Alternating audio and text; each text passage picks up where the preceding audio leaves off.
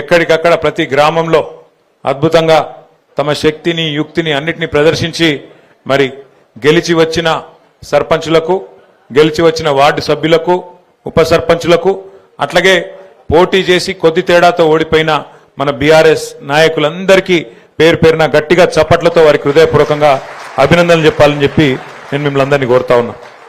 ఇది నిజంగా కూడా చెప్పాలంటే పార్లమెంటు గెలుచుడు అల్కగానే, కానీ పంచాయతీలో గెలుచుడు కష్టం. ఎందుకంటే పార్లమెంట్లో మీరు చూస్తూనే ఉన్నారు, కరీంనగర్ పార్లమెంట్లో ఏం చేయకపోయినా ఒక ఆయన గెలుస్తూనే ఉన్నాడు. మీరు 2 సార్లు ఉత్తగానే ఏం చేయకుండా గాలి మాటలు చెప్పుకుంటే గెలిచిపోతున్నాడు. కానీ పంచాయతీ ఎన్నికలు గెలవాలంటే మాత్రం చాలా కష్టం. ఎందుకంటే ఒక్కొక్క మనిషిని పట్టుకోవాలి, ఒప్పించుకోవాలి, మెప్పించుకోవాలి. ఎందుకంటే ఎట్లెట్లా ఓట్లు తగ్గితే అట్లెట్లా ఓట్లకు విలువ పెరుగుతుంది.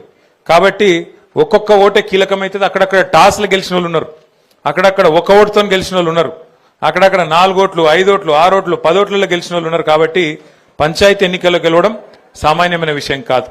ఇంకోటి మీకు తెలుసు, అధికార పార్టీగా మనం ఉన్నప్పుడు గతంలో 10 సంవత్సరాల అధికారంలో ఉన్నప్పుడు ఇక్కడ మన సిరిసిల్లలో కాంగ్రెస్ ఎన్ని సీట్లు గెలిచిందన్నాడు. ఇప్పుడే నేను అడుగుతున్న ఆగన్నను మన రవీంద్రరావు గారిని, యాది కూడా లేదు ఎవరికి. ఎందుకంటే డబల్ డిజిట్లకు కూడా రాలేదు. 117 గ్రామ పంచాయతీలు ఉంటే కనీసం 10 సీట్లు కూడా గెలవలేవు వాళ్ళు ఆ రోజు. ఏది మనం అధికారంలో ఉన్నప్పుడు. ఇలా మనం అధికారంలో లేము, నిజానికి ప్రతిపక్షంలో ఉన్నాం. సరే ఉమ్మక్కకు డౌట్ వచ్చింది మనం అధికారంలో ఉన్నామా లేమా అని, కానీ నాకేం డౌట్ లేదక్క, మా వాళ్ళకు కూడా ఏం డౌట్ లేదు. ఇక్కడ అధికారులు, పోలీసు వాళ్ళు, కాంగ్రెస్ వాళ్ళు, వాళ్ళ దౌర్జన్యాలు, వాళ్ళ కిరాతకాలు గత 2 ఏళ్లుగా అనుభవిస్తున్న వాళ్ళందరికీ తెలుసు. మనం ప్రతిపక్షంలోనే ఉన్నాం. కానీ మీరు యాద్ చేసుకోండి ఒకసారి, ఇప్పుడు గత 20-25 రోజులు ఎలక్షన్లు అయినాయి. కనీసం నేను ఏదైనా గ్రామంలోకి వచ్చి మైక్ పట్టుకొని ఉపన్యాసం చెప్పినా, నేను తిరిగినా ఎక్కడన్నా, పోనీ ఫోన్ చేసి ఫలానోళ్ళో కోటేయండి ఫలానోళ్ళో కోటేయద్దని చెప్పి నేను అప్పీల్ చేసినా, పక్కన కాంగ్రెస్ ఎమ్మెల్యే వేములవాడలేమో ఊరూరు తిరిగిండు మైక్ వేసుకొని, తిరిగిండా లేదా? ఇక్కడ కాంగ్రెస్ వాళ్ళు కూడా తిరిగిండు ఊరూరు. కానీ ఏం జరిగింది మరి? 117 గ్రామాలుంటే సిరిసిల్లలో 80 గ్రామాల్లో మళ్ళీ గులాబీ జెండాను ఎగిరింది అంటే ఇది మీ గొప్పతనం, నాది కాదు. పార్టీ గొప్పతనం, పార్టీ నాయకత్వం గొప్పతనం, మీ గొప్పతనం. ఎందుకు అంటే ఇవాళ పార్టీ అంత బలంగా ఉంది కాబట్టి క్షేత్రంలో అధికారంలో ఇంకొకరు ఉన్నా, కాంగ్రెస్ ఉన్నా, కేసీఆర్ గారి మీద ఉన్న నమ్మకం, గులాబీ కండువా గులాబీ జెండా మీద ఉన్న ప్రేమతో 80 మందిని మనోళ్ళని గెలిపించినందుకు సిరిసిల్ల ప్రజలకు హృదయపూర్వకంగా నేను శిరస్సు వంచి వారికి ధన్యవాదాలు తెలియజేస్తున్నా. కాకపోతే మరి సర్పంచ్ ఎలక్షన్ లెక్క నన్ను అడిగితే లెక్క కూడా చెప్తాను, ఎందుకంటే కొన్ని అనుమాన పక్షులు ఉంటాయి, వాళ్ళకి చెప్పాలి. ఎల్లారెడ్డిపేటలో మనం 14 గెలిచినాం, కాంగ్రెస్ 9 గెలిచింది, బీజేపీ ఒక 3 గెలిచింది. అట్లాగే ముస్తాబాద్లో గంభీరావుపేటలో మనం 19 గెలిచినాం, బీజేపీ 3 గెలిచింది, కాంగ్రెస్ 1 కూడా గెలవలేదు. అట్లాగే మనకు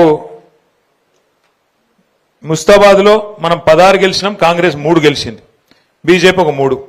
మీరు చూస్తే తర్వాత వీర్నపల్లిలో మనం 11, కాంగ్రెస్ 4, 1-2 ఇండిపెండెంట్లు.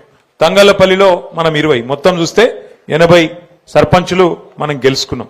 అయితే ఇక్కడ మీ అందరితో నా ప్రార్థన ఒకటి, నిన్నటి దాకా సర్పంచ్ ఎలక్షన్లు జరిగినప్పుడు కొన్ని దగ్గరలో మనోళ్ళే కొట్లాడారు. అటు మనోళ్ళే ఇటు మనోళ్ళే, ఇంకా 2 కాదు, అక్కడక్కడనైతే 3-4 కొట్లాడారు. కొట్లాడినప్పుడు ఎవరికి ఏం చేయాలనో అర్థం కాలేదు. నిజానికి పార్టీ కూడా ఏమవుతుంది, ఒక ఊళ్ళే కొంతమంది అటు పోతారు, కొంతమంది ఇటు పోతారు, కులం పేరు మీదనో లేకపోతే దోస్తాన పేరు మీదనో ఇంకో దాని పేరు మీదనో ఇంకో దాని పేరు మీదనో అలగలగ అవుతారు, కొట్లాడతారు. కానీ ఇప్పుడు మన ఎండాకాలం వచ్చిందంటే మన దగ్గర క్రికెట్ మ్యాచ్లు పెట్టుకుంటాం, ఊళ్ళల్లో క్రికెట్ మ్యాచ్లు, వాలీబాల్ మ్యాచ్లు, కబడ్డీ మ్యాచ్లు పెట్టుకుంటాం.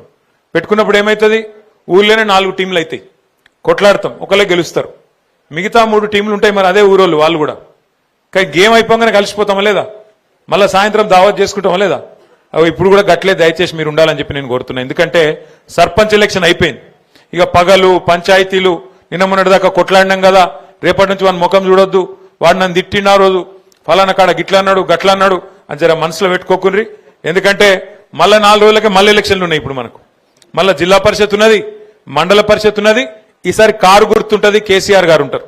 కాబట్టి ఈసారి మాత్రం మళ్ళొక్కసారి క్లస్టర్ బై క్లస్టర్ మనకు గ్రామ